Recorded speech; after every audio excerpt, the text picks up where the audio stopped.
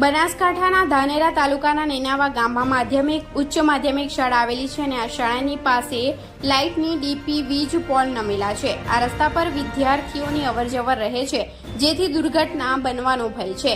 કાંઈ પણ બનાવ બનશે તો કોણ જવાબદાર રહેશે જેવા સવાલો ઉઠી રહ્યા છે। ગ્રામજનોની માંગણી છે કે તાત્કાલિક વીજ પોલનું સમારકામ કરવામાં આવે, જેથી કોઈ ઘટના ન બને। Reporter Ramesh Trivedi, Gujarat crime news, Nenava, Dhanera.